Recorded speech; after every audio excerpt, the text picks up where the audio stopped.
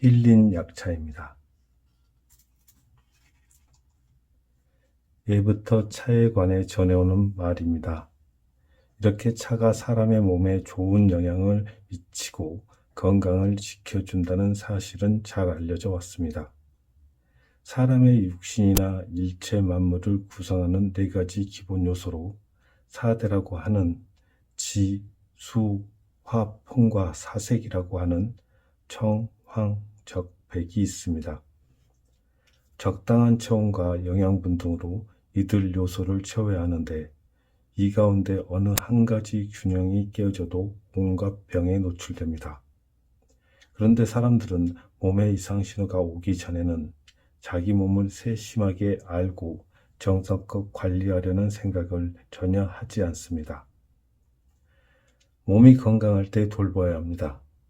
일단 병에 걸린 다음에는 아무리 좋은 약을 써도 건강을 되찾기 어렵습니다. 현대인들은 대부분 몸을 너무 혹사하거나 방치하거나 둘 중 하나입니다. 폭식과 잘못된 섭생으로 몸이 점점 나빠지는데도 몸이 보내는 경고를 계속 무시하다가 병이 찾아온 뒤에야 후회합니다. 우리가 이른바 서양의학이란 걸 접하고 병이 나면 양약과 주사로 치료하게 된 지 채 100년이 되지 않았습니다. 그렇다면 서양의학이 도입되기 전에는 어떻게 했을까요?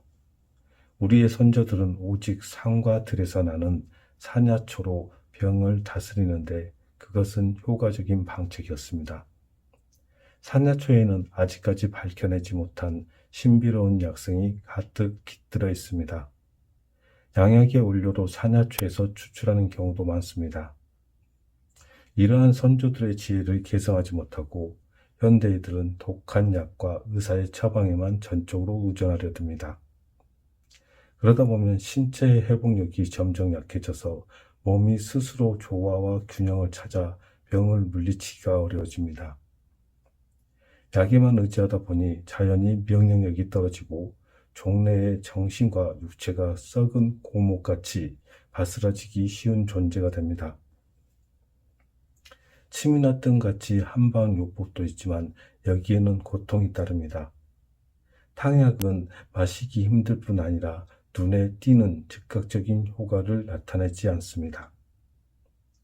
병에 걸리고 나면 사방팔방 치료법을 찾아보지만 한번 쇠약해진 몸은 회복되기 어렵습니다.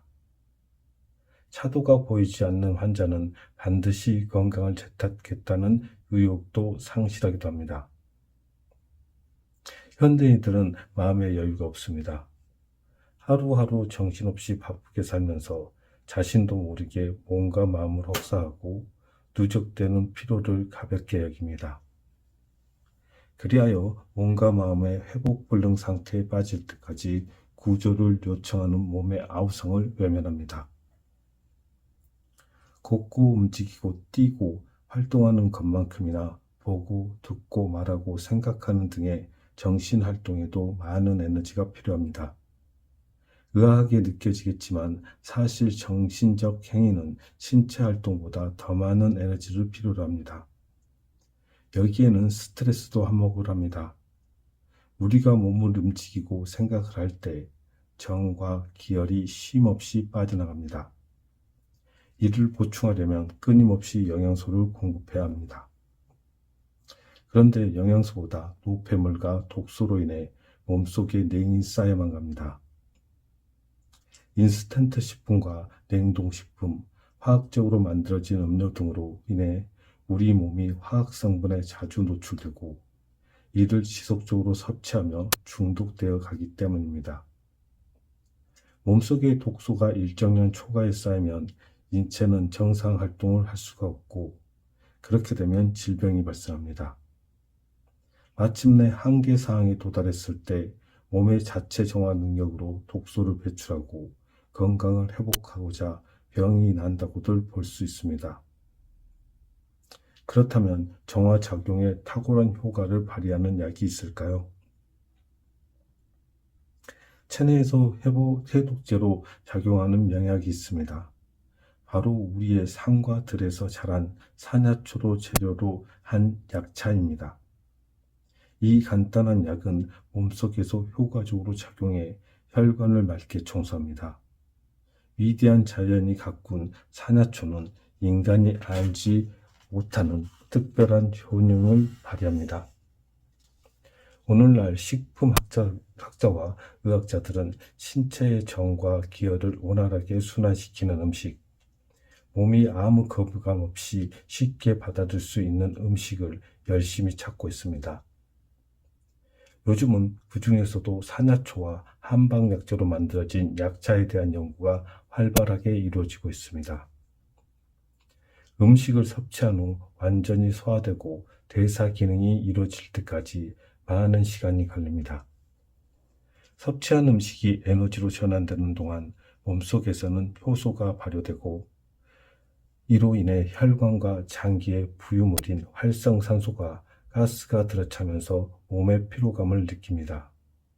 바로 이것이 병의 원인이 되는 독소입니다.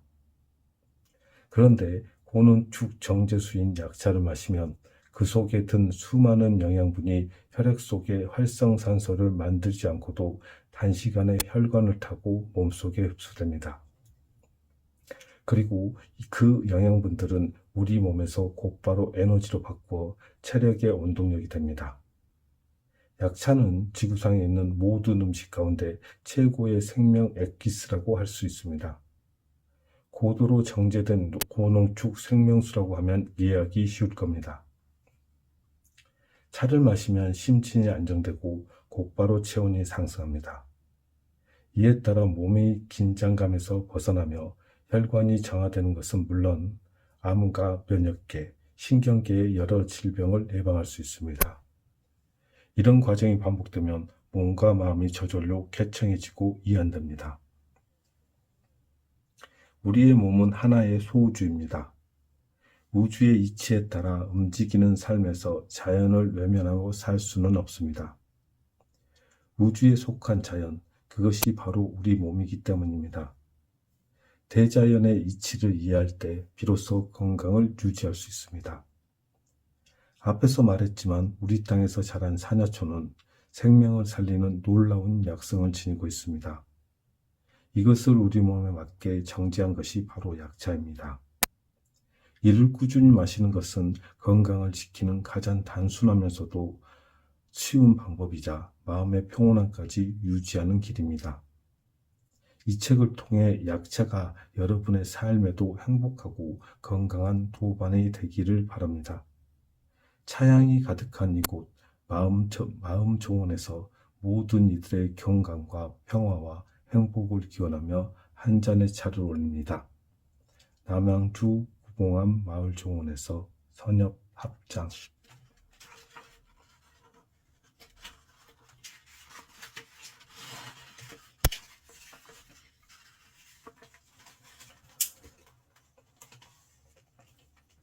이토록 놀라운 차의 힘이란. 때이른 어머니의 죽음과 출가. 나는 어머니의 뱃속에서 10달을 채우지 못하고 세상에 나온 이른바 조산아였다. 몸속 장기들이 아직 여물지 않은 상태에서 태어났으니 달수를 꽉 채우고 나온 아이들에 비하면 몸집이 작고 병치레도 잦았다. 심장과 위가 튼튼하지 못했으니 면역력 강화를 위해서라도 모유를 오래 먹어야 했지만 엄마 젖이 부족해 일찍 젖을 뗄 수밖에 없었고 대신 분유와 미음을 먹고 자랐다. 위가 약해서인지 어릴 적부터 밀가루 음식만 먹으면 토하거나 경련을 일으키기 일쑤였다.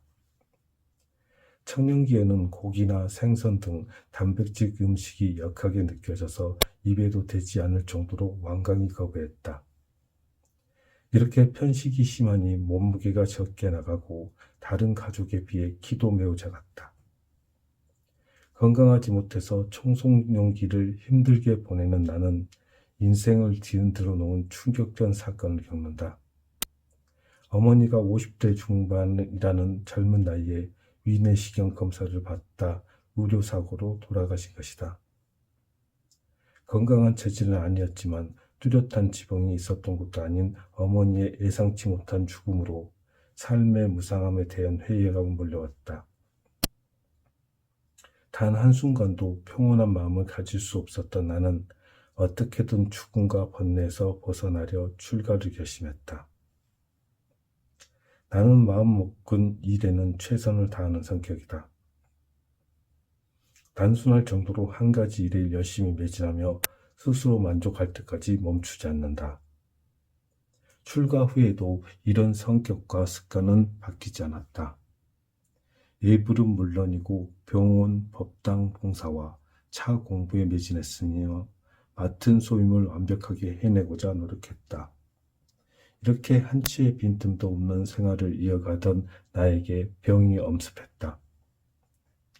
때때로 가슴에 찾아오는 통증과 호흡곤란은 애써 외면해 왔는데 더 이상 내버려 둘 수가 없었다. 합심증이었다. 119에 실려가 응급처치를 받고 병실에 누워있으니 죽음의 공포가 엄습했다. 속세를 떠나 부처님께 귀의했으나 죽음과 맞닥뜨린 중생의 번뇌는 어찌할 수 없어서 몸도 마음도 평화롭지 못했다. 어떻게든 불법에 깊이 공부하고 깨달음을 얻어 이런 나 자신을 극복하고 고통에서 벗어나겠다고 결심했다. 건강을 조국 회복하고 난 뒤 호남의 삼신산이라 불리는 정읍유선사와 따뜻한 비군이 강원인 김천 차남사 그리고 서울에 있는 승가대학에서 유학 생활을 했다. 하지만 열심히 공부하고 수행하려는 나의 의지는 빈번히 건강 때문에 좌절되었다. 고된 행자 생활을 하며 빠져든 차의 세계. 처음 찻자리에 앉아 차를 마시던 때의 감동은 지금도 잊을 수 없다. 2003년 정읍유선사에서 행자 생활을 할 때였다. 고단한 행자 시절 일과를 마무리하고 찻자리에 앉으면 금세 마음이 고요하며 평온해지며 마치 성계에 들어선 듯한 기분이었다. 이때 놀라운 경험이 나를 차의 세계로 이끌었다. 그 후 서울에서 유학생활을 하며 본격적으로 차를 소개하고 다도 교육을 시작했다. 단순한 취미 생활이라고만 생각했는데 다도가 심신의 안정과 건강은 물론이고 수행에도 큰 힘이 된다는 사실을 알게 된 것이다. 다도의 세계에 입문한 뒤 전문적인 공부가 필요하다는 생각이 들어 온강 디지털대학교에서 차 문화 경영학을 전공하기로 했다. 깊이 알면 알수록 오묘한 차의 세계에 빠져들었고 학문적인 관심에서 차를 바라보는 것이 흥미롭고 재미있었다. 건강을 어느 정도 회복한 후 더욱 넓고 깊은 공부를 해보겠다는 의욕에 넘쳐 미국 유학을 떠났다. 차의 세계는 공부를 하면 할수록 무궁무진했고 나는 크나큰 기대감을 비풀어 있었다. 하지만 미국에 간 지 얼마 지나지 않아 다시 건강이 악화돼 결국 공부를 접고 한국에 돌아올 수밖에 없었다. 몸이 좋아졌다는 생각은 나만의 착각이었다. 당시 대학병원에 또다시 협식등 진단을 받았는데 꽤나 위험한 상태였다. 번번이 건강 문제에 발목을 잡혀서 앞에서 말했듯이 조산아로 태어난 나는 병을 벗삼아 살았다고 할 정도로 다양한 병을 골고루 앓았다. 여러 가지 병이 나를 괴롭혔지만 그 중에서도 가장 심각한 것이 협심증이었다. 협심증은 심장으로 가는 혈류에 이상이 생겨 발생하는 질환이다. 심장 주위의 관상동맥이 마치 왕관처럼 심장을 둘러싸고 있는데 이 관상동맥의 혈압 및 혈류 조절 기능이 떨어져서 발생한다. 급성으로 광범위한 부위에 걸쳐서 관상동맥이 협착되어 심근혈이 발생하면 실신하거나 심장마비가 오게 된다. 제때 응급조치를 하지 않으면 그대로 사망할 수 있다. 협심증으로 인해 몇 번이나 불시에 쓰러지곤 했으니 그때마다 제대로 된 조치를 받지 못했다면 나는 이미 이 세상 사람이 아닐지도 모른다. 강원에서 공부하며 5년 동안 서울보훈병원 법당에서 소임을 맡았다. 병원 지하 법당의 요사로 쓰이는 공간에서 의식주를 해결하며 환자를 보살폈고 수행도 게을리하지 않았다. 삶을 마무리하는 호스피스 병동의 환자들과 진심 어린 대화를 나누었으며 일반 병동과 중환자실, 장례식장 등에서 다양한 봉사를 하고 쾌유를 기도를 드렸다. 그때 내 나이 겨우 30대 중반이었는데 힘이 들어도 매우 뜻깊은 수행의 시간이었다. 그 중에서도 즐겁고 의미 있는 일은 다도봉사였다. 법당과 다실, 로비, 휴게실 등에서 환자들과 차를 마시며 마음을 나누는 것이 실은 봉사라기보다는 나를 다독이고 위로하는 휴식과도 같은 시간이었다. 그때 나는 한 잔 차에는 무엇과도 비교할 수 없는 위대한 힘이 있다는 것을 깨달았다. 지치고 힘든 이에게 차는 감로수이자 생명수였다. 그런데 병원 소임 중에도 갖가지 병이 끊임없이 나를 괴롭혔다. 소화가 잘 되지 않아 툭하면 배가 아파 화장실을 찾아야 했다. 수시로 온일 모를 식은땀을 흘렸고 여러 번 정신을 잃고 쓰러지기도 했다. 협심증이야 익히 아는 병이었으나 이번에는 증사가 달랐다. 병원에서 온갖 검사를 해보았지만 원인을 밝혀내지 못했고 약을 먹어도 차도가 없었다.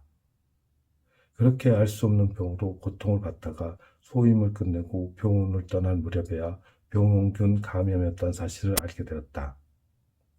하지만 그때는 이미 온몸에 마비되어 신경계에 극심한 고통이 엄습해 걷거나 앉는 것조차 자유롭지 못했다. 심지어 눕기도 어려운 상태였다. 나는 스스로에게 이렇게 고통 속에서 사는 게 어떤 의미가 있을까? 살아야 해야 할 과업이라도 있는 걸까? 이제부터 나는 어떻게 해야 하나? 부처님의 뜻을 모두 맡기되 다시 한번 최선을 다해보자는 결론을 내렸다. 그때부터 병을 고치기 위해서라면 무엇이든 하겠노라 굳은 각오를 하고 엄청난 노력을 했다. 의사의 처방에 따라 양약을 먹고 이름난 한의원을 찾아가기도 했다. 하지만 조금만 나아질 기미도 보이지 않자 결단을 내리고 산속으로 들어갔다. 차라리 죽는 게 낫겠다 싶을 만큼 고통스러운 육신을 부여잡고 마음과 싸우며 깊은 산중에서 홀로 투병 생활을 했다.